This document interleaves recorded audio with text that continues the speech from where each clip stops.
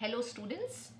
In the last class we discussed crystal field splitting in octahedral complexes, यानी ऐसे सारे complexes या coordination compound जिसमें coordination number 6 होता है. In today's class we will discuss crystal field splitting in tetrahedral complexes. Means ऐसे complexes जिनका coordination number 4 होता है. अब splitting किसकी? d orbitals की splitting. किसमें होती है splitting? Two set of orbitals में होती है, T2G ऑर्बिटल्स और EG ऑर्बिटल्स. जो हमने कहा था स्पेक्ट्रोस्कोपी से ये टर्म्स आए हैं या स्पेक्ट्रल टर्म्स हैं, T2G एंड EG, राइट. तो आज हम देखेंगे कि टेट्राहेड्रल कॉम्प्लेक्सेस में स्प्लिटिंग किस तरह से होती है, कौन सा सेट हायर एनर्जी का होता है और कौन सा सेट लोअर एनर्जी का होता है. एक टेट्राहेड्रल ज्योमेट्री की जब हम बात करते हैं तो कुछ इस तरह से स्ट्रक्चर आता है. ये सेंट्रल मेटल हो गया हमारा और लिगेंड्स लगे होंगे. एक लिगेंड ये आ गया, दूसरा लिगेंड ये आ गया, तीसरा लिगेंड, चौथा लिगेंड. दो लिगेंड्स हम बोलते हैं प्लेन में है, एक टूवर्ड्स द ऑब्जर्वर और एक अवे फ्रॉम द ऑब्जर्वर है. या हम कह सकते हैं कि two ligands are in plane, one out of plane है एंड वन बिहाइंड, पीछे की तरफ प्रेजेंट है. ये वेज एंड डैश स्ट्रक्चर जो हम बनाते हैं. अब इसी को अगर हम एक क्यूब के थ्रू रिप्रेजेंट करें तो हमने एक क्यूब ड्रॉ कर लिया. इसमें क्यूब के सेंटर में हमारा मेटल प्रेजेंट है, ठीक है. सेंटर में हमारा मेटल आ गया और इसमें हमने एक्सेस निकाल ली. यू कैन सी, ये देखिए एक्स एक्सेस, ये वाई एक्सेस और ये जेड एक्सेस. अब लिगेंड्स हमारे कहाँ प्रेजेंट है? ये फर्स्ट लिगेंड, इसको अगर L1 बोल दें, ये यहाँ पे प्रेजेंट है. देन L2 सेकेंड लिगेंड ये प्रेजेंट है, थर्ड लिगेंड हमारा यहाँ पे आ रहा है और फोर्थ लिगेंड हमारा ये आ रहा है. तो चार लिगेंड हमारे प्रेजेंट हैं इसके अंदर. एंड यू कैन क्लियरली सी कि जो लिगेंड्स है, लिगेंड ये है और एक्सेस कहाँ जा रहा है? ये है एक्सेस. तो लिगेंड्स जो हैं वो in between the axes present है, या ये कहें कि वो सेंट्रल मेटल को जब अप्रोच कर रहे हैं, ठीक है, सेंट्रल मेटल को अप्रोच कर रहे हैं कॉम्प्लेक्स फॉर्मेशन के लिए, तो वो एक्सेस के ऊपर से नहीं कर रहे हैं, वो एक्सेस के बीच से कर रहे हैं.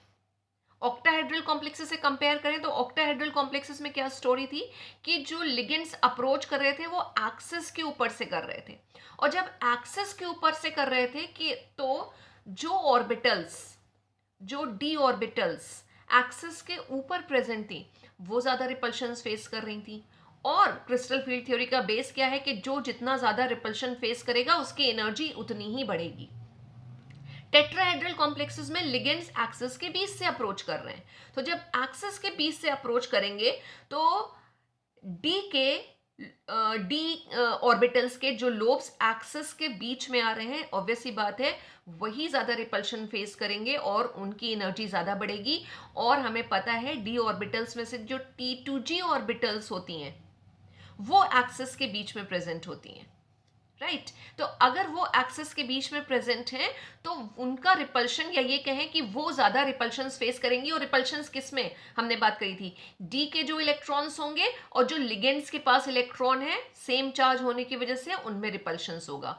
तो अब टेट्राहेड्रल में स्टोरी बिल्कुल इन्वर्ट हो जाती है, रिवर्स हो जाती है. मतलब कि ऑक्टाहेड्रल में T2G कम रिपल्शन फेस कर रही थी तो वो लोअर एनर्जी की थी, लेकिन टेट्राहेड्रल में T2G ज्यादा रिपल्शन फेस करेंगी तो उनकी एनर्जी ज्यादा होगी और EG की एनर्जी कम होगी.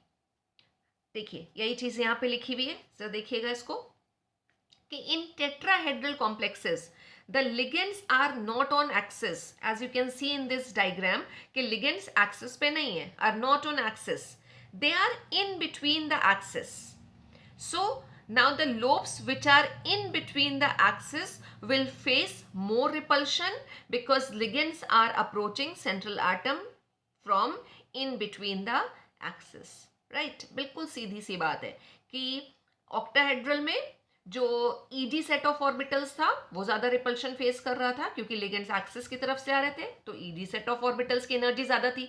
अब टेट्राहेड्रल में क्या रहा है कि लिगेंड्स जो है वो एक्सिस के बीच से अप्रोच कर रहे हैं सेंट्रल मेटल एटम को, और एक्सिस के बीच से जो हमारी ऑर्बिटल्स आती हैं वो होती हैं हमारी T2G set of orbitals. T2G set of orbitals ज्यादा रिपल्शन फेस करेंगी तो T2G will be of higher energy and EG will be of lower energy.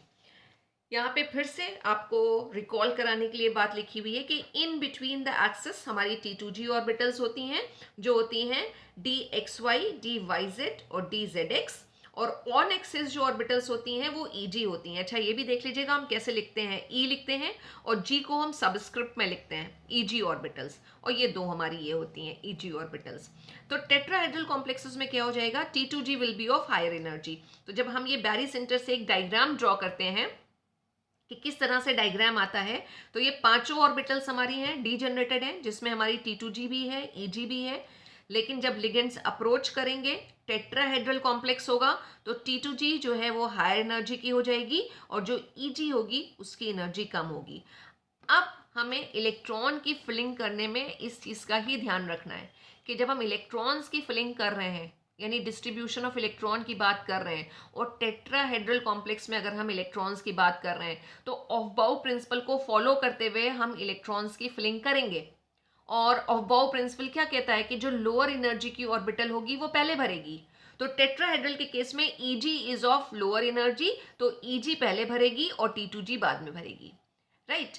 अब वही वाला कंसेप्ट आ जाएगा जो हमने ऑक्टाहेड्रल में किया था कि अगर वीक लिगेंड लगा होगा तो जो एनर्जी गैप होगा वो कम होगा, हुन्स रूल फॉलो होगा। और अगर स्ट्रॉन्ग लिगेंड लगा होगा, मतलब जो ज्यादा स्प्लिटिंग कॉज कर रहा है, ज्यादा स्प्लिटिंग कॉज करने से एनर्जी गैप बहुत ज्यादा होगा, और अगर एनर्जी गैप बहुत ज्यादा होगा तो जो इलेक्ट्रॉन की फिलिंग होगी वो अगेंस्ट द हंस रूल होगी। ये एक रिप्रेजेंटेशन है स्प्लिटिंग ऑफ डी ऑर्बिटल्स का under the influence of ligand. लेकिन अब ये जो है ये टेट्राहेड्रल कॉम्प्लेक्स के लिए है। हमने डिटेल में लास्ट वीडियो लेक्चर में ऑक्टाहेड्रल कॉम्प्लेक्सेस के लिए समझा था।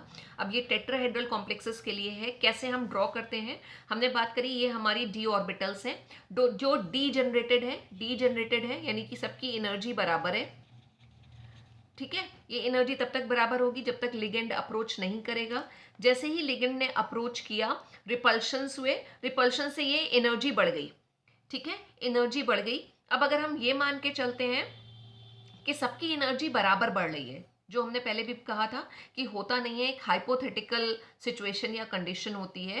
लेकिन अगर हम ये मान के चलें कि सबकी एनर्जी बराबर हो रही है, बराबर बढ़ रही है, तो एनर्जी इतनी बढ़ गई, और ये हाइपोथेटिकल जो कंडीशन हमारे पास आई, एक्साइटेड स्टेट आई, इसको हम बोलते हैं बैरी सेंटर। अब बैरी सेंटर से हम स्प्लिटिंग की बात करेंगे कि स्प्लिटिंग किस तरह से हो रही है। टेट्राहेड्रल कॉम्प्लेक्स है और टेट्राहेड्रल कॉम्प्लेक्स में T2G ऑर्बिटल्स ज़्यादा रिपल्शन फेस कर रही हैं, तो उनकी एनर्जी ज़्यादा है। T2G will be of higher energy and EG set of orbital will be of lower energy. You can clearly see, बिल्कुल सेम वैसे ही है ये डायग्राम, ये जो हमने ऑक्टाहेड्रल के लिए बनाया था। डिफरेंस यहाँ पे क्या आ रहा है, डिफरेंस ये आ रहा है कि ऑक्टाहेड्रल में T2G नीचे था, EG ऊपर था, अभी यहाँ EG नीचे है और T2G ऊपर आ रहा है। और ऑर्बिटल के नोटेशन लिखे हुए हैं DXY, YZ, DZX, और EG सेट ऑफ ऑर्बिटल्स में DX² - Y² और DZ² आ रहा है। इन दोनों का जो एनर्जी गैप है उसको हमने 10dq ले लिया, और अब हम यहाँ पे इसको क्या बोल रहे हैं, this is basically delta T। वहां पे हमने लिखा था डेल्टा O या डेल्टा नॉट, जो ऑक्टाहेड्रल कॉम्प्लेक्सेस के लिए क्रिस्टल फील्ड स्प्लिटिंग एनर्जी को रिप्रेजेंट कर रहा था। अब डेल्टा T क्या है, delta T is crystal field splitting energy for tetrahedral complex. Tetrahedral complex, ये जो एनर्जी गैप होगा यहाँ से, जो जीरो मान के हम चल रहे हैं बैरी सेंटर से, ये कितना होगा, ये 4dq हो जाएगा, और ये नीचे आ रहा है इसके, तो ये -6dq आ जाएगा। ये कैलकुलेशन हमने करके देखा था कि ये वैल्यूज किस तरह से निकलती हैं। तो सेम वैसे ही है, हम फिर से डिटेल में नहीं जा रहे हैं। बस आपको याद एक ही पॉइंट रखना है, वो ये कि टेट्राहेड्रल कॉम्प्लेक्सेस में जो EG सेट ऑफ ऑर्बिटल्स हैं वो लोअर एनर्जी की होती हैं। अब एक इम्पॉर्टेंट पॉइंट है आपके लिए, वो पॉइंट क्या है कि जो वैल्यू ऑफ डेल्टा T है, डेल्टा T क्या है, crystal field splitting energy for tetrahedral complexes is much less than the value of delta O with same metal and same ligand. यानी अगर हम ऑक्टाहेड्रल और टेट्राहेड्रल कॉम्प्लेक्सेस की splitting energy को compare करें, तो हमेशा जो टेट्राहेड्रल कॉम्प्लेक्सेस हैं उनकी स्प्लिटिंग एनर्जी कम होती है कंपैरेटिवली ऑक्टाहेड्रल कॉम्प्लेक्सेस की। क्यों? सिंपल सा आंसर है कि इन ऑक्टाहेड्रल कॉम्प्लेक्सेस कितने लिगेंड्स प्रेजेंट होंगे? 6 लिगेंड्स, ठीक है। लेकिन टेट्राहेड्रल में 4 लिगेंड्स आर प्रेजेंट।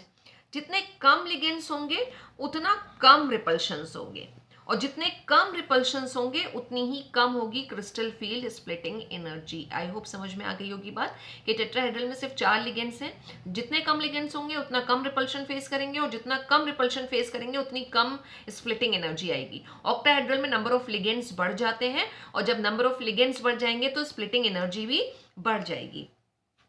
अप्रोक्सीमेट जो वैल्यूज कैलकुलेट करी गई है वो कहा गया है अप्रोक्सीमेट 45% कम होती है टेट्राहेड्रल कॉम्प्लेक्सेस की energy than the crystal field splitting energy of octahedral complexes. या जो ऑक्टाहेड्रल कॉम्प्लेक्स की जितनी भी एनर्जी है टेट्राहेड्रल की उससे 45% कम आती है। तो उनको इस तरह से हम उसको रिप्रेजेंट करते हैं कि डेल्टा टी, बात समझ रहे हैं? What is delta T? क्या रिप्रेजेंट कर रहा है delta T? Crystal field splitting energy for tetrahedral complex is equal to 4/9 multiplied by जितनी भी ये ऑक्टाहेड्रल कॉम्प्लेक्स की क्रिस्टल फील्ड स्प्लिटिंग एनर्जी है, और 4/9 को आप सॉल्व करेंगे तो 0.45 आएगा। Again 0.45 multiplied by the splitting energy of octahedral complexes, और इसको हम अगर परसेंट में लिखें तो 45% आ जाएगा। तो बेसिकली जो स्प्लिटिंग एनर्जी है वो कई सारे फैक्टर्स पे डिपेंड करती है। एक फैक्टर निकल के आया कि नंबर ऑफ लिगेंड्स पे डिपेंड करती है क्रिस्टल फील्ड स्प्लिटिंग एनर्जी, ठीक है, कि जितने कम लिगेंड्स होंगे उतनी कम क्रिस्टल फील्ड स्प्लिटिंग एनर्जी होगी। तो लेट्स क्विकली सी कि what are the factors on which this crystal field splitting energy depends. These are the factors on which CFSE depends, यानी crystal field splitting energy depends. एक factor की भी हमने बात करी थी कि नंबर ऑफ लिगेंड्स, कितने लिगेंड्स लगे हुए हैं उस पर डिपेंड करती है। अभी नेचर ऑफ लिगेंड्स पे भी डिपेंड करती है। ये हमने कहाँ पे देखा था? हमने एक सीरीज की बात करी थी जिसे हम बोलते हैं स्पेक्ट्रोकेमिकल सीरीज, याद है? जो लिगेंड्स जितने भी सेंट्रल मेटल के साथ बाइंड होते हैं उन सबको कि वो कितनी स्प्लिटिंग कॉज कर रहे हैं, उनकी क्या स्ट्रेंथ आ रही है, क्या मैग्नीट्यूड आ रहा है स्प्लिटिंग का, उसके बेसिस पर सारे लिगेंड्स को एक ऑर्डर में अरेंज किया गया था, और जो सीरीज ऑब्टेन हुई थी उसे हमने बोला था स्पेक्ट्रोकेमिकल सीरीज। तो नेचर ऑफ द लिगेंड पे भी crystal field splitting energy depend करती है, क्योंकि हर लिगेंड अलग अलग तरीके से स्प्लिटिंग कॉज करता है और अलग अलग अमाउंट ऑफ एनर्जी आता है, ठीक है। तो the point is written, different ligands have different magnitude of crystal field splitting energy. Through this, a series is formed which is called spectrochemical series, right? Nature of metal पे depend करती है। Nature of metal, metal किस तरह की है, metal कौन सी series में है डी ब्लॉक की। डी ब्लॉक में हमें पता है हमारे पास 4 सीरीज हैं, 3D, 4D, 5D और 6D सीरीज, है ना। तो 4 सीरीज हैं। तो जब हम कंपेयर करते हैं तो कहते हैं हम जैसे जैसे हम नीचे की तरफ मूव करते हैं साइज बढ़ता चलता है।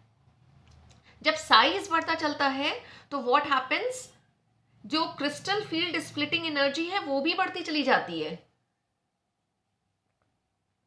सी दिस पॉइंट कि the value of CFSE is about 50% higher for the second transition series in comparison to first transition series, right. तो जैसे जैसे हम नीचे की तरफ जा रहे हैं सीरीज हायर हो रही है, साइज बढ़ रहा है। किसका साइज बढ़ रहा है? एलिमेंट्स का साइज बढ़ रहा है। जो ट्रांजिशन सीरीज हैं उनका एलिमेंट्स का साइज बढ़ रहा है। तो जैसे जैसे साइज बढ़ेगा जो अमाउंट ऑफ एनर्जी है, स्प्लिटिंग एनर्जी है, वो भी बढ़ती चली जाएगी, ठीक है। उसके बाद जब थर्ड सीरीज जो हमारी होती है 5D सीरीज, अगर हम उसको देखेंगे तो थर्ड सीरीज इज 25% हायर होता है दैन सेकेंड। 25% हायर मतलब जो अमाउंट आएगा एनर्जी का वो ज़्यादा होगा 25% दैन द सेकेंड, ठीक। तो as atomic size increases repulsions will be more and CFSE will be high. बात वही घुमा फिरा के आ रही है कि जितने ज़्यादा रिपल्शंस उतना ज़्यादा क्या होगा, अमाउंट ऑफ एनर्जी होगा। तो जैसे जैसे साइज बढ़ रहा है रिपल्शंस बढ़ते जा रहे हैं, और रिपल्शंस बढ़ते चले जा रहे हैं तो वैसे वैसे क्रिस्टल फील्ड स्प्लिटिंग एनर्जी बढ़ती चली जा रही है। तो larger metal centres increases CFSE, so on moving down CFSE increases in periodic table transition series. तो दो फैक्टर हो गए कि नेचर ऑफ द लिगेंड पे डिपेंड करेगा, हर लिगेंड का जो स्प्लिटिंग एनर्जी का अमाउंट होता है वो डिफरेंट होता है। मेटल पे भी डिपेंड करेगा, जैसे जैसे मेटल का साइज बढ़ेगा स्प्लिटिंग एनर्जी का अमाउंट बढ़ता चला जाएगा। देन थर्ड एक बहुत ही इंपॉर्टेंट फैक्टर वो है ऑक्सीडेशन स्टेट ऑफ मेटल। जैसे जैसे चार्ज बढ़ेगा मेटल आयन का वैसे वैसे क्रिस्टल फील्ड स्प्लिटिंग एनर्जी भी बढ़ेगी। समझ रहे हैं ना? जो हमारे डी ब्लॉक के एलिमेंट्स होते हैं वो वेरिएबल ऑक्सीडेशन स्टेट शो करते हैं। आयरन +2 +3 दोनों ऑक्सीडेशन स्टेट आ रही है, कॉपर +1 भी आ रहा है +2 भी आ रहा है। तो वेरिएबल ऑक्सीडेशन स्टेट आती है, मल्टीपल ऑक्सीडेशन स्टेट आती है। चार्ज बढ़ता जाता है Fe2+ और Fe3+ में चार्ज किस पे ज्यादा होगा? ऑब्वियसली Fe3+, 3 पॉजिटिव चार्जेस उसके ऊपर है। तो जैसे जैसे चार्ज बढ़ेगा मेटल आयन का वैसे वैसे क्रिस्टल फील्ड स्प्लिटिंग एनर्जी भी बढ़ती जाएगी। ठीक है, एक्सप्लेनेशन हम इसका क्या बताएंगे, ऐसा क्यों हो रहा है, रीजन भी आपको पता होना चाहिए कि ऐसा क्यों हो रहा है। देखिए the answer is written here. If metal is more electropositive, it will attract more electron density towards itself. So there will be more repulsions. Or what will happen finally? CFSE will increase. ठीक है, तो जितना ज्यादा charge बढ़ेगा उतना ज्यादा metal electron को अपनी तरफ अट्रैक्ट करेगा और फिर जो अट्रैक्शन है ये, ठीक है ना, लेकिन रिपल्शंस भी तो होते हैं अट्रैक्शन के साथ साथ, क्योंकि हमने क्या बात करी थी कि CFSE based crystal field theory किस पे बेस्ड है? CFT इसी पे ही बेस्ड है कि किस तरह के हमारे इंट्रैक्शंस होते हैं, किस तरह के इंट्रैक्शंस हो रहे हैं जिसमें फोर्सेस ऑफ अट्रैक्शन भी काम कर रहे हैं, फोर्सेस ऑफ रिपल्शन काम कर रहे हैं। तो अट्रैक्शन के साथ साथ रिपल्शन भी होगा। रिपल्शन किसमें किसमें? मेटल के जो इलेक्ट्रॉन्स होंगे और जो इलेक्ट्रॉन्स लिगेंड में प्रेजेंट होंगे उनमें रिपल्शंस होगा, और रिपल्शंस जितने बढ़ते जाएंगे उतना ही ज़्यादा स्प्लिटिंग एनर्जी बढ़ती जाएगी। और ये अभी फैक्टर तो हमने डिस्कस किया था कि जैसे जैसे नंबर ऑफ लिगेंड्स बढ़ते हैं वैसे वैसे क्रिस्टल फील्ड स्प्लिटिंग एनर्जी का अमाउंट भी बढ़ता जाता है। तो अगर आपसे पूछ लिया जाए, कोई ऐसा एग्जाम्पल दिया हुआ हो जहाँ पे 4 लिगेंड लगे हुए हो और कोई ऐसा एग्जाम्पल दिया गया है जहाँ पे 6 लिगेंड लगे हुए हो, आपसे पूछा जाए किसकी एनर्जी ज़्यादा होगी, तो ऑब्वियस सी बात है किसकी एनर्जी ज़्यादा होनी चाहिए? जिसमें लिगेंड ज़्यादा है, ठीक है ना। तो जितने ज़्यादा लिगेंड्स उतनी ज़्यादा एनर्जी। कोई ऐसे आपको आयंस दे रखे हैं जिसमें एक पे +2 चार्ज, एक पे +3 चार्ज, और पूछा जाए क्रिस्टल फील्ड स्प्लिटिंग एनर्जी किस पे ज़्यादा होगी, तो ऑब्वियसली बात है जितना ज़्यादा चार्ज उतनी ज़्यादा स्प्लिटिंग एनर्जी आएगी। तो ये पेज रेफरेंस नोट्स में क्लास में अवेलेबल रहेंगे, इसकी पिक क्लास में रहेगी, आप इसको एक बार देख लीजिएगा और अपनी कॉपी में नोट डाउन कर लीजिएगा कि क्या फैक्टर्स हैं जिस पे crystal field splitting energy depend करती है। क्वेश्चन कभी कभी आपसे पूछ लिया जाता है इस पे बेस्ड, तो आपको पता होना चाहिए कि किस कंडीशन में स्प्लिटिंग एनर्जी ज़्यादा आएगी और किस कंडीशन में स्प्लिटिंग एनर्जी कम आएगी। क्वेश्चंस जो हमारे होते हैं वो हमें नंबर ऑफ डी इलेक्ट्रॉन्स दिए होते हैं और हमें उनकी फिलिंग करनी होती है T2G और EG ऑर्बिटल्स में। दो चीज़ों का ध्यान रख के कि कॉम्प्लेक्स का कोऑर्डिनेशन नंबर क्या है, वो ऑक्टाहेड्रल है या फिर वो टेट्राहेड्रल है, और साथ ही साथ लिगेंड कौन सा लगा हुआ है, वीक लिगेंड लगा हुआ है या फिर स्ट्रॉन्ग लिगेंड लगा हुआ है, राइट। अब ये टेबल बना रखी है जिसमें हम क्या करेंगे, distribution of D electrons in T2G and EG orbitals in tetrahedral complexes. और टेट्राहेड्रल कॉम्प्लेक्सेस में हमने बात करी थी कि जो EG ऑर्बिटल्स हैं वो लो एनर्जी की होंगी तो वो पहले भरेंगी, और T2G जो है वो हायर एनर्जी की होगी, वो बाद में भरेगी। ठीक है, तो हम पहले इस कॉलम को कंप्लीट करते हैं जो वीक फील्ड के लिए है या वीक लिगेंड के लिए है। और अगर वीक लिगेंड होते हैं तो जो क्रिस्टल फील्ड स्प्लिटिंग एनर्जी है for tetrahedral complexes is less than pairing energy. ठीक है, pairing energy is the amount of energy which is required to keep 2 electrons in 1 orbital, right. अब हमारे पास अगर D1 कॉन्फ़िगरेशन है यानी D ऑर्बिटल में एक इलेक्ट्रॉन है, तो वो T2G और EG में से किस ऑर्बिटल में जाएगा, यानी उसका इलेक्ट्रॉनिक कॉन्फ़िगरेशन क्या आएगा। तो पहला इलेक्ट्रॉन कहाँ जाना चाहिए, T2G में जाना चाहिए, EG में जाना चाहिए। ऑफ बाउ प्रिंसिपल याद करेंगे, लोअर एनर्जी में जाना चाहिए। और लोअर एनर्जी टेट्राहेड्रल के कॉम्प्लेक्स टेट्राहेड्रल के केस में होती है EG की एनर्जी लोअर होती है। तो जो हमारा कॉन्फ़िगरेशन यहाँ पे D1 के लिए लिखना है वो लिखना है T2G जो है वो होगी 0, और इलेक्ट्रॉन कहाँ जाएगा, EG में, EG1। ठीक, नंबर ऑफ अनपेड इलेक्ट्रॉन कितने आ जाएंगे, 1। एक ही इलेक्ट्रॉन है, अनपेयर्ड होगा 1, स्पिन कितनी हो जाएगी 1/2। अब अगर दूसरा इलेक्ट्रॉन है, कोई ऐसा आयन हमें दे रखा है जिसका कॉन्फ़िगरेशन आ रहा है D2, तो सेकेंड इलेक्ट्रॉन कहाँ अकोमोडेट होगा? सेकेंड इलेक्ट्रॉन अकोमोडेट होगा Eg ऑर्बिटल में ही। जो कॉन्फ़िगरेशन है वो क्या होगा? T2g 0 और Eg क्या हो जाएगा 2, और Eg में 2 हैं आपकी ऑर्बिटल्स, तो दोनों में एक एक इलेक्ट्रॉन भरेगा, तो नंबर ऑफ अनपेयर्ड इलेक्ट्रॉन कितने हो जाएंगे 2, और स्पिन कितनी हो जाएगी 1, हाफ और हाफ मिला के 1। अब जो तीसरा इलेक्ट्रॉन है कहाँ जाएगा? कंडीशन देखनी है हमें। वीक फील्ड है, वीक फील्ड ने कम स्प्लिटिंग कॉज करी है, यानी जो एनर्जी गैप है वो कम है, और जब एनर्जी गैप कम होता है तो हमने कहा था इलेक्ट्रॉन हुंस रूल को फॉलो करते हुए ही हमें फिल करना है, ठीक है ना। तो वीक फील्ड में एनर्जी गैप कम है, जब थर्ड इलेक्ट्रॉन को हमें फिल करना होगा, हम कहाँ फिल करेंगे? हम D3 कॉन्फ़िगरेशन के केस में Eg में तो 2 इलेक्ट्रॉन भर जाएंगे सिंगल सिंगल, और हुंस रूल क्या कहता है कि पहले सारी ऑर्बिटल सिंगली ऑक्यूपाइड होती हैं, तो अब जो थर्ड इलेक्ट्रॉन है वो जाएगा T2g में, और कॉन्फ़िगरेशन क्या जाएगा T2g1 और Eg2, ठीक है। सारे इलेक्ट्रॉन सिंगल सिंगल होंगे, total number of unpaired electrons कितने आ जाएंगे 3, और स्पिन कितनी हो जाएगी 1.5, राइट। चौथा इलेक्ट्रॉन आ गया, D4 कॉन्फ़िगरेशन आ गया। D4 कॉन्फ़िगरेशन में क्या कहानी होगी कि अभी T2g में 3 ऑर्बिटल्स होती हैं, तो 2 खाली पड़ी हुई हैं, राइट। तो इलेक्ट्रॉन कहाँ जाएगा? T2g में ही, T2g2 और Eg2। टोटल अनपेयर्ड इलेक्ट्रॉन्स कितने हो जाएंगे 4, और स्पिन अगर हम सबकी हाफ हाफ जोड़ें तो दिस विल बी 2।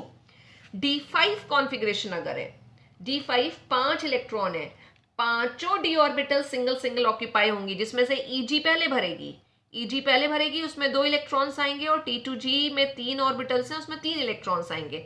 कॉन्फ़िगरेशन हो जाएगा T2g3 और Eg2। Total number of unpaired electron कितने हो जाएंगे 5, और अगर हम स्पिन की बात करें तो 2.5, और इसी तरह हम ये सारी सीरीज को फिल करते जाएंगे। यानी D6 के केस में क्या होगा? सब आप सिंगल सिंगल भर चुकी हैं, अब पेयरिंग शुरू होगी। पेयरिंग कहाँ से शुरू होगी? Eg से शुरू होगी, क्योंकि Eg लोअर एनर्जी की है, नीचे है, पहले पेयरिंग होगी।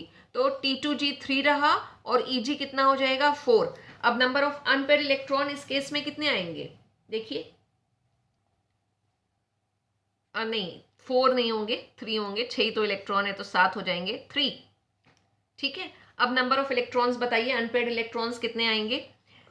Eg में पेयरिंग शुरू हो चुकी है, ठीक है ना। यहाँ पे अगर ड्रॉ कर दें तो ये Eg ऑर्बिटल्स हैं, इसमें पेयरिंग शुरू हो चुकी है, पहला इलेक्ट्रॉन था, दूसरा इलेक्ट्रॉन था, थर्ड इलेक्ट्रॉन यहाँ पे आ रहा है, एक अनपेयर्ड इलेक्ट्रॉन यहाँ पे है, 3 अनपेयर्ड इलेक्ट्रॉन यहाँ पे होंगे, total unpaired electron will be 4। Spin कितनी हो जाएगी 2, राइट।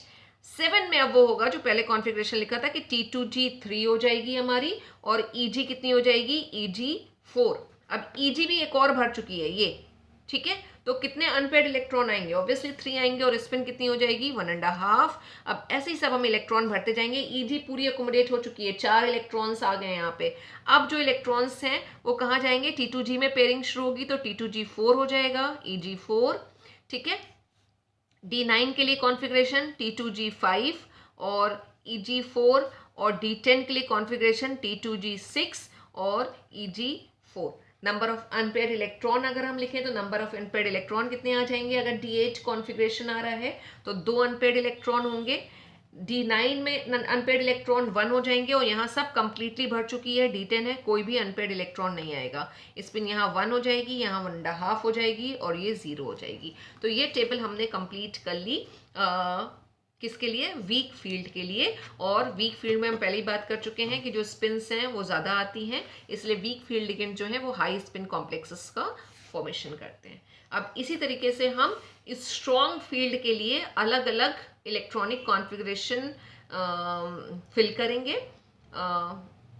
स्ट्रॉन्ग फील्ड के केस में बस हमें कंडीशन याद रखनी है कि स्ट्रॉन्ग फील्ड अगर होता है तो एनर्जी गैप बहुत ज़्यादा होता है, इलेक्ट्रॉन उतना एनर्जी गैप या एनर्जी बैरियर क्रॉस नहीं कर पाते हैं, और जो लोअर एनर्जी की ऑर्बिटल्स हैं उन्हीं में ही पहले पेयरिंग शुरू हो जाती है, मतलब पहले वो सिंगल सिंगल भरेंगी और फिर पेयरिंग शुरू होगी। और टेट्राहेड्रल के केस में वो लोअर एनर्जी होती है Eg।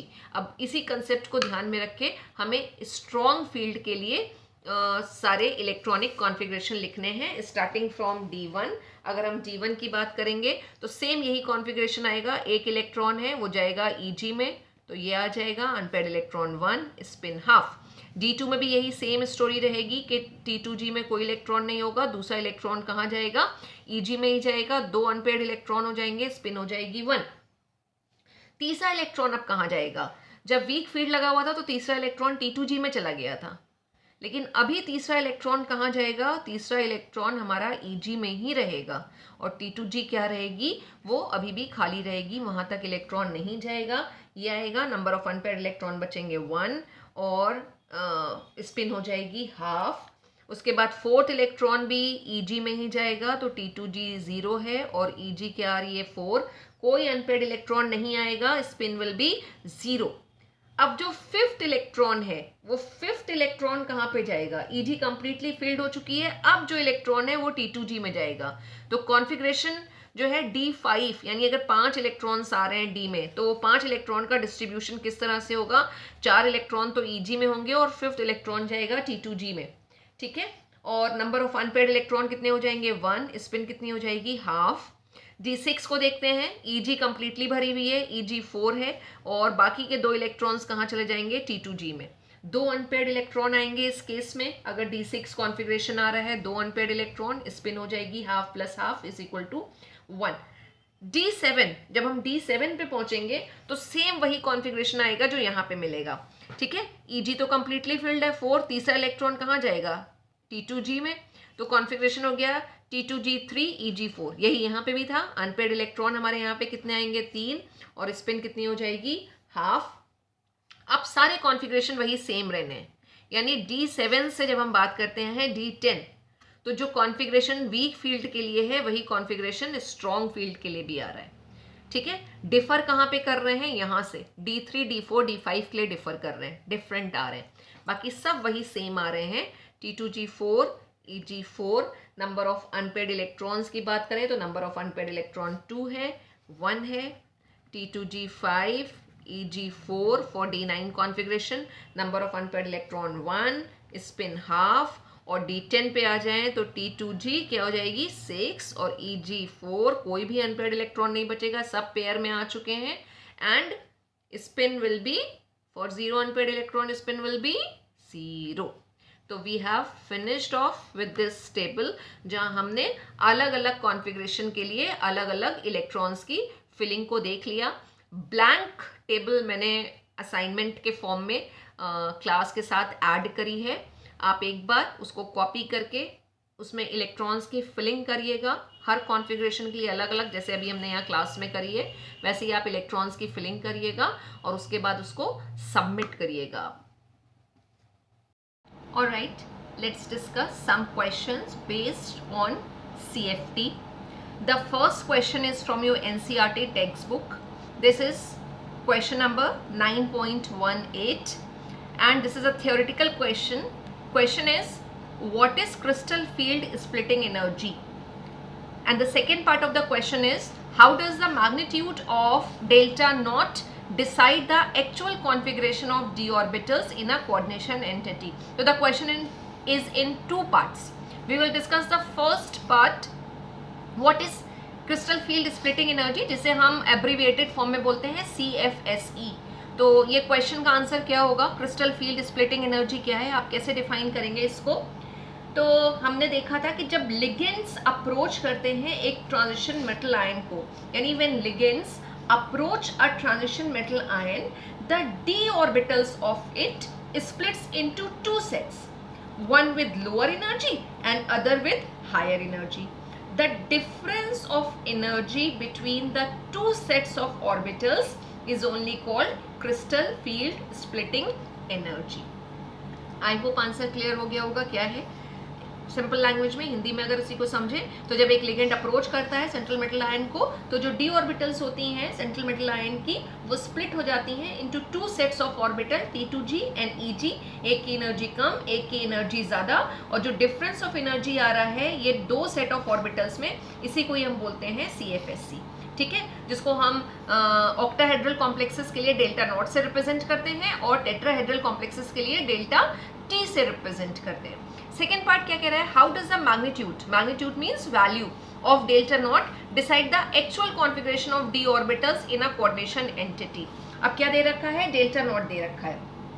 तो अगर एक वीक लिगेंड अप्रोच कर रहा है तो जो एनर्जी डिफरेंस होता है बिटवीन T2G एंड EG वो रिलेटिवली लो होता है, ठीक है। तो जो डिस्ट्रीब्यूशन ऑफ इलेक्ट्रॉन होते हैं इन T2G एंड EG में वो as per the Hund's rule होंगे। और इलेक्ट्रॉन किस तरह से अकोमोडेट करेंगे अगर हम बात करें तो T2G जो है ऑक्टाहेड्रल में लोअर एनर्जी की होती है, तो T2G में पहला इलेक्ट्रॉन जाएगा, दूसरा इलेक्ट्रॉन जाएगा और तीसरा इलेक्ट्रॉन जाएगा। और as per the hunts rule होगा, अगर वीक फील्ड लिगेंड है फोर्थ इलेक्ट्रॉन और फिफ्थ इलेक्ट्रॉन राइट EG में चले जाएंगे। उसके बाद पेयरिंग शुरू होगी, ठीक है ना, यानी फिर से T2G में इलेक्ट्रॉन्स जाएंगे। कौन कौन से इलेक्ट्रॉन जाएंगे, 6, 7 एंड 8। उसके बाद जो 9, 10 इलेक्ट्रॉन बचेंगे वो कहाँ चले जाएंगे, EG में। 9 एंड 10 ये किस केस में हो रहा है, वीक लिगेंड के केस में हो रहा है।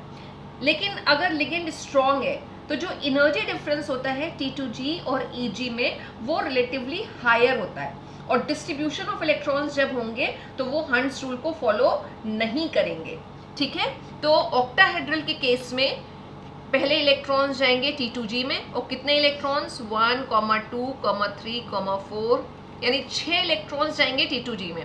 पहले सिंगल सिंगल भरेंगे फिर पेयरिंग शुरू होगी और जब ये कंप्लीटली भर जाएगी तो रिमेनिंग इलेक्ट्रॉन्स जो हैं वो EG में मूव करेंगे। और रिमेनिंग इलेक्ट्रॉन्स कितने होंगे, D में कितने इलेक्ट्रॉन्स होते हैं, 10, तो 7, 8, 9 और 10 ये आएगा configuration in case of strong field ligand और ये आएगा वीक लिगेंड के लिए, राइट। तो ये हो गया answer. Second question, give the oxidation state, d orbital occupation and coordination number in following complexes। Again this is a problem of your NCERT textbook, problem number 22 of lesson 9, 9.22। 4 दे रखे हैं लेकिन मैंने 2 ही यहाँ पे लिए हैं। इसको लेने का एक रीज़न है ताकि आपको एक चीज़ और एक्सप्लेन करें। क्या क्या पूछा है इन्होंने, ऑक्सीडेशन स्टेट पूछी है, तो oxidation state obviously central metal ion की जो होगी उसी की हमें ऑक्सीडेशन स्टेट बतानी है। डी ऑर्बिटल ऑक्यूपेशन पूछा है, यानी डी ऑर्बिटल में कितने इलेक्ट्रॉन्स होंगे और फिर वो T2G और EG में किस तरह से डिस्ट्रीब्यूट होंगे, और साथ ही साथ कोऑर्डिनेशन नंबर भी पूछा है। कोऑर्डिनेशन नंबर का मतलब होता है कि कितने लिगेंड्स उसके साथ लगे हुए हैं। तो पहला कॉम्प्लेक्स ये है, राइट। इसमें हमारा जो कोऑर्डिनेशन कंपाउंड है, इसमें जो हमारा कॉम्प्लेक्स आयन बन रहा है वो ये कॉम्प्लेक्स आयन आएगा जिसमें कोबाल्ट सेंट्रल मेटल आयन लगी हुई है। अब कोबाल्ट का ऑक्सीडेशन नंबर निकालना है, तो कोबाल्ट का ऑक्सीडेशन नंबर आप कैसे निकाल सकते हैं, पोटेशियम +1 होता है तो लिखते चले जाएं, this is +1। Cobalt X assume कर लेंगे, C2O4 ऑक्सिलेट आयन होते हैं, -2 चार्ज आएगा, -2, राइट। जब इसको आप सॉल्व करेंगे तो X की वैल्यू आएगी +3, ठीक। एल्जेब्रिक इक्वेशन बनाएंगे, सॉल्व करेंगे, X की वैल्यू आएगी +3। तो ऑक्सीडेशन नंबर कोबाल्ट का कितना निकल के आ रहा है, +3, ठीक है। अब कोबाल्ट के साथ लिगेंड कौन सा लगा हुआ है, ऑक्सिलेट, जो एक बाइडेंटेट लिगेंड कहलाता है। बाइडेंटेट लिगेंड यानी उसकी डेंसिटी जो होती है वो 2 होती है। डेंसिटी मतलब उसमें डोनर एटम जो लगे होते हैं वो 2 डोनर एटम लगे होते हैं। ये एक तरह का रिंग का फॉर्मेशन भी कर लेता है, इसे चीलेट लिगेंड कहते हैं। जब ये लिगेंड कोबाल्ट के साथ लगा होता है, ठीक है ना, तो ये लिगेंड एक्चुअली अगर स्पेक्ट्रोकेमिकल सीरीज देखी जाए तो C2O4 जो है वो वीक लिगेंड में आता है। लेकिन जब ये लिगेंड ऑक्सिलेट जो है हमारा लिगेंड अगर कोबाल्ट के साथ लगा हुआ हो तो ये एक स्ट्रॉन्ग फील्ड लिगेंड की तरह बिहेव करने लगता है। एक्चुअली ऑक्सिलेट जो है वो एक रिंग बनाता है और रिंग वाले जो लिगेंड्स हैं वो चिलेट लिगेंड्स कहलाते हैं, इसको चिलेटिंग इफेक्ट भी कहते हैं। तो जब ये रिंग बनाता है तो रिंग की वजह से जो एनर्जी गैप है, एनर्जी डिफरेंस जो है वो बढ़ जाता है, और अगर एनर्जी गैप ज़्यादा आ रहा हो T2G और EG ऑर्बिटल्स में तो ऑब्वियसली बात है वो स्ट्रॉन्ग लिगेंड की तरह बिहेव करेगा। तो ये एक स्ट्रॉन्ग लिगेंड है, ठीक है। तो हमने यहाँ पे क्या निकाल लिया, यहाँ पे हमने निकाल लिया कि कितना ऑक्सीडेशन स्टेट आ रहा है, कोऑर्डिनेशन नंबर निकालना है। नेक्स्ट है कोऑर्डिनेशन नंबर। कोऑर्डिनेशन नंबर कितना आएगा इसका, ये एक बाइडेंटेट लिगेंड है। कोऑर्डिनेशन नंबर निकालने के लिए हम क्या करते हैं, डेंटिसिटी को नंबर ऑफ लिगेंड से मल्टीप्लाई कर देते हैं, फॉर्मूला जो है। तो बाइडेंटेट है 2 मल्टीप्लाइड बाई 3, कोऑर्डिनेशन नंबर आ रहा है 6। यानी ये जो कॉम्प्लेक्स है ये एक ऑक्टाहेड्रल कॉम्प्लेक्स है। ऑक्टाहेड्रल कॉम्प्लेक्सेस अगर हो और स्ट्रॉन्ग फीड लिगेंड लगा हुआ हो, यानी जो स्प्लिटिंग एनर्जी हो वो अगर ज्यादा हो, तो व्हाट हैपेंस, T2G की ऑर्बिटल्स भरेंगी सारी की सारी पहले और EG बाद में भरेगी, क्योंकि T2G ऑक्टाहेड्रल के केस में लोअर एनर्जी की होती है। तो जो कॉन्फ़िगरेशन होगा इसका उसको अगर हम लिखें in terms of T2G and EG, cobalt 3+, configuration होगा 3D6 और T2G लोअर एनर्जी की है और स्प्लिटिंग एनर्जी ज़्यादा है, तो सारे के सारे इलेक्ट्रॉन्स जो हैं वो किस में जाएंगे, T2G में। तो T2G 6 हो जाएगा और EG 0। तो दिस इज द आंसर कि ऑक्सीडेशन स्टेट कोबाल्ट की निकल के आई 3, डी ऑर्बिटल का ऑक्यूपेशन कैसे आ रहा है, T2G 6 EG 0 आ रहा है और कोऑर्डिनेशन नंबर कितना आ रहा है 6। बिल्कुल ऐसे ही हम इसमें भी निकालेंगे कि इस कॉम्प्लेक्स में क्या रहा होगा। इस कॉम्प्लेक्स में जो हमारी सेंट्रल मेटल लगी हुई है वो लगी हुई है क्रोमियम। तो पहले हम क्रोमियम का ऑक्सीडेशन नंबर निकाल लें कि क्रोमियम का ऑक्सीडेशन नंबर कितना आ रहा है। हमें आयन बनाना होगा, EN इथिलीन डायमीन होता है, इसके ऊपर जो चार्ज होगा वो 0 होगा, ऑर्गेनिक है, चार्ज 0 होगा। Cl के ऊपर -1 और ये Cl के ऊपर -1। जब हम पूरा इसको सम करेंगे तो हमारे पास जो क्रोमियम आएगा वो होगा 3+। x की वैल्यू x के थ्रू अगर हम निकाल लें, इसको x अज्यूम करके हम निकाल लें, तो क्रोमियम 3+ आएगा। और क्रोमियम 3+ का जो कॉन्फ़िगरेशन होगा वो क्या होगा, क्रोमियम एक्सेप्शनल कॉन्फ़िगरेशन में आता है, 24 एटॉमिक नंबर होता है जब हम लिखते हैं, तो 3d5 4s1। अब 3 इलेक्ट्रॉन हमें निकालने हैं, तो 3d5 4s1 में से एक इलेक्ट्रॉन निकल जाएगा 4s से और बाकी के 2 इलेक्ट्रॉन निकलेंगे 3d से। तो जो कॉन्फ़िगरेशन आ रहा है वो आ रहा है 3d3, राइट, 3d3। अब जो क्रोमियम के साथ लिगेंड लगे हुए हैं वो लिगेंड देखिए, वो लिगेंड क्या है, वीक लिगेंड्स हैं। वीक लिगेंड्स होंगे तो जो स्प्लिटिंग एनर्जी होगी वो कम होगी, या कंडीशन अगर हम कहें या उससे पहले हम देख लें कि कॉम्प्लेक्स कैसा बनेगा। इथिलीन डायमीन की भी डेंसिटी 2 होती है, 2 लगे हुए हैं 4 और 2 Cl लगे हुए हैं 6। तो बेसिकली जो कोऑर्डिनेशन नंबर आ रहा है वो 6 आ रहा है। यानी हम यहाँ पे जो स्प्लिटिंग एनर्जी की बात करेंगे वो हम crystal field splitting energy for octahedral complex बात करेंगे ये। और अगर वीक लिगेंड लगे होते हैं तो क्या कंडीशन होती है, this energy is less than pairing energy, ये वाली चीज़ होती है। अगेन ऑक्टाहेड्रल में T2G जो होती है वो लोअर एनर्जी की होती है, तो जो इलेक्ट्रॉन की फिलिंग होगी वो इलेक्ट्रॉन की फिलिंग कैसे हो जाएगी, T2G में ही तीनों इलेक्ट्रॉन्स जाएंगे और EG क्या होगा 0। और अभी कोऑर्डिनेशन नंबर हमने निकाला था कि कोऑर्डिनेशन नंबर इसका आ रहा है 6। सॉल्व हो गया ये भी। आई होप आपको क्लियर हुआ होगा कि किस तरह से इसको हम सॉल्व करेंगे। नेक्स्ट क्वेश्चन देखिएगा। Third question is multiple choice question and the question is on the basis of CFT for D6 ion, if CFSE for octahedral complexes is greater than pairing energy, which of the following is correct? Configuration दे रखा है D6 यानी D में 6 electron है और splitting energy octahedral complex के लिए दे रखी है, पेयरिंग से ज़्यादा है, यानी जो एनर्जी गैप होगा T2G और EG में वो बहुत ज़्यादा आएगा गैप, और अगर ज़्यादा आएगा तो व्हाट विल हैपन, हुंस रूल को फॉलो हमें नहीं करना है। तो जो कॉन्फ़िगरेशन आएगा वो क्या होगा, पहले T2G ही भरेगी, ठीक है, T2G में फर्स्ट इलेक्ट्रॉन जाएगा, सेकेंड, थर्ड और फिर फोर्थ भी T2G में जाएगा, फिफ्थ और सिक्स्थ। तो 6 इलेक्ट्रॉन सारे के सारे T2G में जाएंगे। कौन सा ऑप्शन सही होगा, T2G 6 EG 0, यही सही होना चाहिए। लेकिन बाकी भी देख लेते हैं, T2G 4 EG 0, ये तो होगा ही नहीं सही क्योंकि यहाँ पूरे 6 इलेक्ट्रॉन्स ही नहीं उन्होंने शो किए, एब्सोल्युटली रॉन्ग। 6 अनपेड इलेक्ट्रॉन की बात कर रहे हैं, तो अनपेड इलेक्ट्रॉन तो 6 नहीं आएंगे क्योंकि जब T2G में 6 इलेक्ट्रॉन भरेंगे तो सब पेयरिंग हो चुकी होगी, इनफैक्ट 0 अनपेड इलेक्ट्रॉन आएगा। तो ना तो 6 अनपेड इलेक्ट्रॉन आने हैं, ना ही 4 अनपेड इलेक्ट्रॉन आने हैं। Correct answer is the first one, T2G 6 and EG 0। अब लास्ट प्रॉब्लम, ये बहुत पूछ ली जाती है आपसे 1 मार्क में कि on the basis of CFT right the electronic configuration of, कुछ भी दे दिया, फॉर एग्जाम्पल यहाँ पे दे रखा है D7 in terms of T2G and EG लिखना है इन एन ऑक्टाहेड्रल फील्ड, ठीक है ना। ये बहुत ज़रूरी है बताना क्योंकि ऑक्टाहेड्रल टेट्राहेड्रल दोनों के लिए सिचुएशन अलग अलग है। ऑक्टाहेड्रल होता है तो हम T2G को पहले भरते हैं और टेट्राहेड्रल होता है तो हम EG को पहले फिल करते हैं, ठीक है ना। और ये भी कंडीशन हमारे लिए बहुत ज़रूरी है जानना कि यहाँ पे क्या हो रहा है, जो CFSE है, स्प्लिटिंग एनर्जी जो है ऑक्टाहेड्रल कॉम्प्लेक्स के लिए, ये लेस देन है पेयरिंग एनर्जी, कम है। यानी एनर्जी गैप कम आ रहा है। और एनर्जी गैप कम किसके केस में आता है, जब लिगेंड्स जो होते हैं वो वीक होते हैं। तो यानी यहाँ पे लिगेंड वीक है, और लिगेंड वीक है, हर्ट्ज रूल को फॉलो कराइए। जो जितने भी इलेक्ट्रॉन्स यहाँ पे दे रखे हैं, अगर D7 दे रखा है, D7 की आपको फिलिंग करानी है तो किस तरह से फिलिंग होगी, पहले T2G और EG के टर्म में अगर हम लिख लें, 7 इलेक्ट्रॉन है, फर्स्ट इलेक्ट्रॉन यहाँ जाएगा, सेकेंड इलेक्ट्रॉन यहाँ जाएगा, थर्ड इलेक्ट्रॉन यहाँ पे जाएगा, ठीक है। और उसके बाद फोर्थ और फिफ्थ इलेक्ट्रॉन EG में चले जाएंगे। क्यों चले जाएंगे, क्योंकि वीक फील्ड लगा हुआ है, एनर्जी गैप कम है। तो हर्ट्ज रूल को हमने फॉलो कराया, 7 इलेक्ट्रॉन है। अच्छा 5 दिए होते तो ये कॉन्फ़िगरेशन हो जाता, लेकिन अभी हमारे पास 7 इलेक्ट्रॉन है, तो 6th इलेक्ट्रॉन कहाँ जाएगा, फिर से T2G में जाएगा 6th इलेक्ट्रॉन, और 7th इलेक्ट्रॉन कहाँ जाएगा, वो भी T2G में ही जाएगा, पेयरिंग शुरू होगी, ठीक है ना।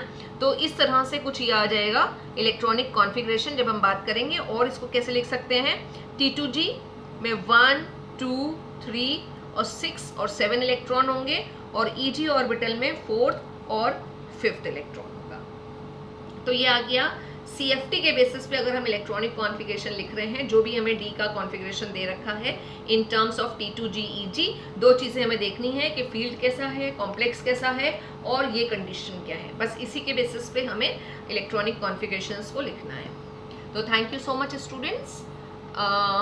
जितना भी वर्क हमने आज किया है, इसको असाइनमेंट के फॉर्म में क्लासरूम में डाल दिया है।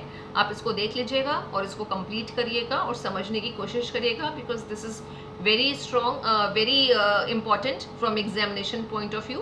क्वेश्चंस आ जाते हैं CFT पे बेस्ड, और अभी भी CFT में कुछ चीज़ें रह गई हैं कि कलर ऑफ द कॉम्प्लेक्सेस और स्टेबिलिटी की जब हम बात करते हैं, that we will do in next class.